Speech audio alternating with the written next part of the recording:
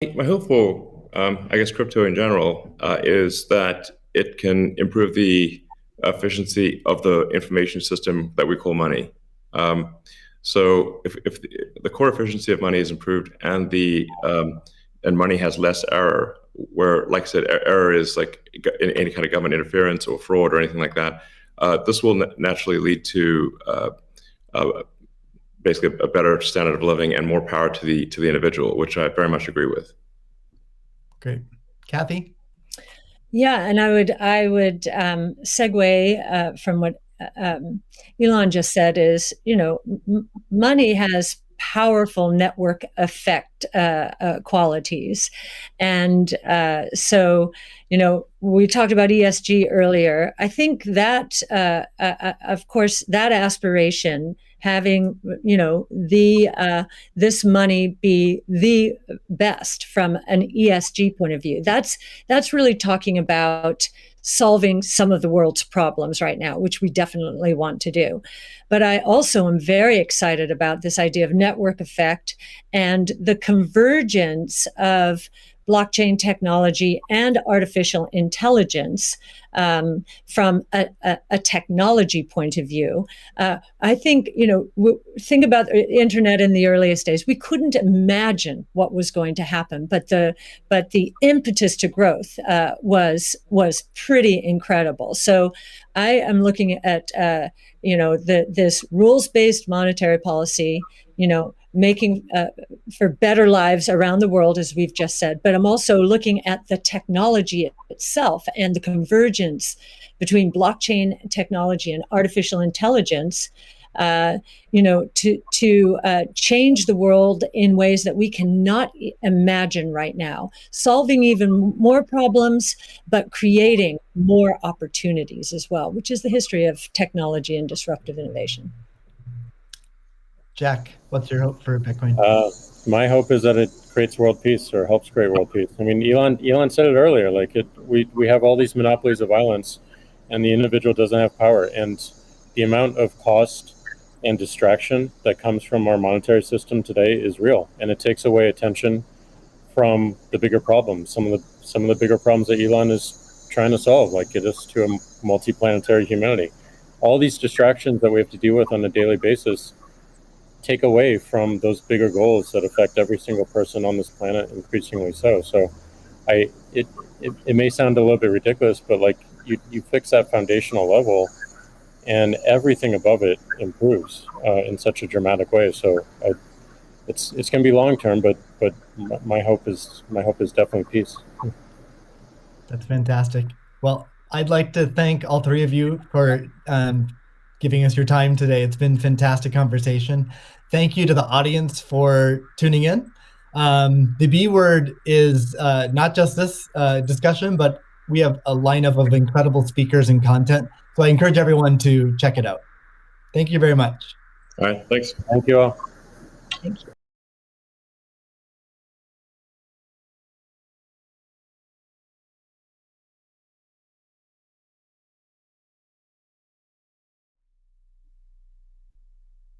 Welcome everybody to the B word. I'm Steve Lee, the lead of Square Crypto, and I'm here today to moderate a discussion about Bitcoin that will span from what makes it special to its relationship with energy, the community ethos, and the future of Bitcoin. I'm joined by three special guests.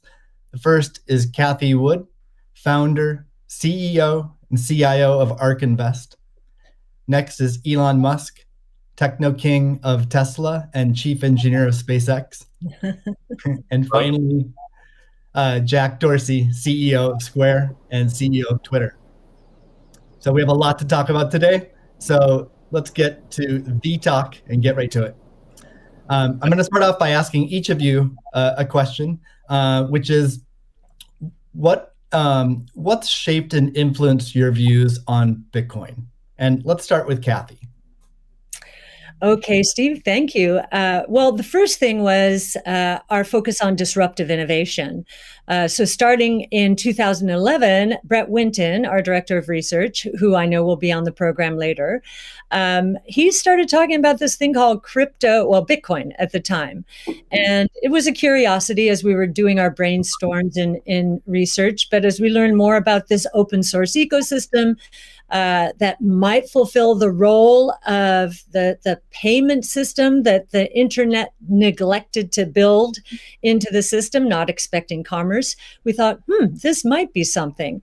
And then I became even more interested when I realized that my economics would come into play as well here. And Art Laffer, my mentor from USC, and a monetary scholar.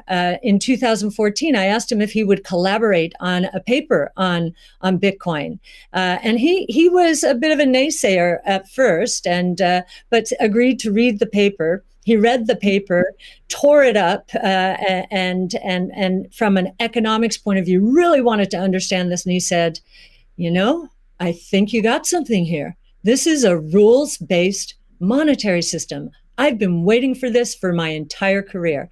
So the combination of disruptive innovation generally, economics on top of that, and the huge misunderstanding out there as to what this is, that was intriguing and launched our research effort. Thank you. Elon, what's influenced your views on Bitcoin? Well, I've thought about money for quite a while, obviously, since the PayPal days. And then the companies that preceded that, X.com, which I created, and Confinity, which Peter Thiel, Max Levchin, Luke Howry, and others created. When we combined the companies and made PayPal. So I've been thinking about money for a long time. And really, I think it's best to think of money as an information system, primarily an information system for labor allocation. For practical purposes, it exists in a series of heterogeneous databases, like very different databases in bank mainframes around the world. It moves quite slowly in reality. It seems to move fast sometimes, and it does with PayPal, which is real time. But the vast majority of the systems out there are batch processing. So the actual reconciliation may take 1 to 5 business days, sometimes longer. And you have the ACH system, which is ancient and still in operation, which allows transfers effectively like a check would be an ACH transfer, but it's not secure. And you've got the credit card systems, which are also not secure. It would be like handing your username and password to a stranger in a restaurant if you buy a meal. So there's definitely an opportunity for something that is better from an information theory standpoint. So and there you can think of it like data on a network. I think is the way to view it. What has the most throughput? What has the least error? What drops the fewest packets? Fraud, for example, being a source of error. And government interference in currencies being a source of error. But it's fundamentally an information system. So I think it makes sense to support something that improves the quality of information with which we conduct the economy. And Bitcoin is a candidate for that. It does, I think, some things well, and it's obviously it's evolving, and there are additional things like Lightning being done on top of Bitcoin. But Bitcoin per se is mostly solving for scarcity, or rather solving for essentially having no throat to choke, decentralized. So there's no one who can be coerced in any way to empty their Bitcoin account. Well, I guess they could technically, but on an individual basis, but the system as a whole cannot. And it has an open ledger, which is also quite good. But transaction volume is low. Transaction cost is high, and usability for the average person is not yet very good. But it has a lot of potential. And I should say that like I'm not, and I apologize for taking a long time, but there certainly is a lot to say. In general, I'm a supporter of Bitcoin and the idea of cryptocurrency in general. But as I've said publicly, we do need to watch out for crypto taking, especially Bitcoin, using proof of work to maybe use energy that's maybe a bit too much and not necessarily good for the environment. So, but on balance, I support Bitcoin, and I'm not an investor. The only publicly traded stock I own is Tesla, and the only significant thing I own outside of Tesla is my SpaceX stock that could help create both companies. So, but apart from that, I do own Bitcoin, and Tesla owns Bitcoin, SpaceX owns Bitcoin, and then I do personally own a bit of Ethereum and Dogecoin, of course. So. Okay, great. Thank you. And we'll get into some of those issues in more depth as well. Jack, how about you? What shaped your views of Bitcoin? The network and the community. It's deeply principled. It's weird as hell. It's always evolving, and it just reminded me of the internet when I was a kid. And I encountered alt cypherpunks when I was fairly young, and this was a topic of discussion for years. I didn't touch it until 2008 when we started Square. Elon and teams at X and PayPal inspired a lot of what we were trying to do, trying to bring in more to a physical world, but we encountered this crazy predatory system that was slow, that was obtuse, and I think one of the things that we tried to do, which X and PayPal also tried to do, is build an abstraction layer around this complication and around this predatory nature that the financial industry can tend to be, and make it work for people. But when I saw Bitcoin in 2009, you see a chance to replace the whole foundation.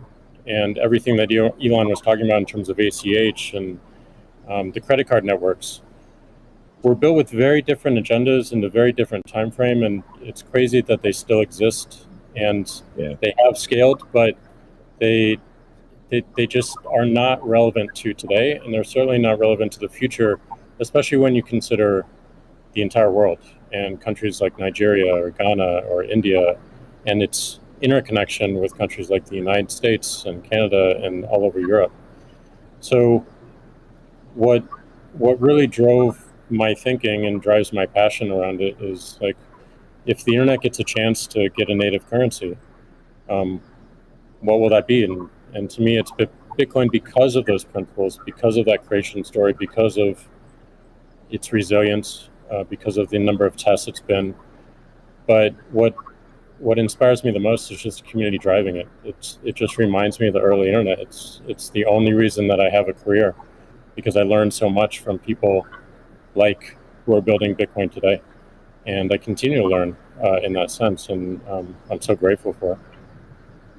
So that's a good segue into the next question I'd like to ask you, Jack. Is you said before that Bitcoin changes everything. Can you speak more to that? Well, I just think that a lot of what we experience in life, when you really get down to the foundation, a lot of our monetary policies, a lot of our monetary systems cause so much distraction and so much cost. And when you get to a system where you have the potential for people to truly own it, they can verify it themselves. You don't have to have trust going in. You don't have to trust it at all. You can verify it through source code or whatever your appetite is, and that any particular person can help drive the future of it. And at the same time, it's not controlled by any state. It's not controlled by any bank. It's not controlled by any corporation. And these three parties of people who participate in the network, people who mine, and also the developers, constantly debating the correct roadmap and the way forward, is a beautiful thing. And I don't know of many other consensus-based models that have existed at that scale for this long with this amount of success. And we're still fairly early. So When, I met a woman in Ethiopia 2 years ago, and she was trying to create the lift for Ethiopia. Elon, I think I reached out to you at that time as well because she really wanted some Teslas. She still has to take paper fiat cash from her passengers and pay all of her drivers in the same way because there's no monetary system that she can utilize. There's nothing digital. And Africa as a continent is hugely interconnected from a monetary standpoint, but also hugely taxed in that same way. So a lot of the potential that I see, the internet having a native currency helps her build her business in a much faster way. And also, if you consider something like Bitcoin existing before YouTube, before Twitter, before Facebook, a lot of the business models that we have today would not be the same. We would certainly not have the dependency we have upon the advertising business model if Bitcoin existed pre-Twitter. And I think the amount of business models that it enables, the amount of innovation it enables going forward, especially when you can consider the whole internet instead of going country by country by country by country, which you have to whenever you're dealing with finance, it really just opens the aperture. And that is what I want to see in my lifetime is a currency that is standard and sound for the internet that everyone can use. Great. A hallmark of Bitcoin is its fixed supply of 21 million coins.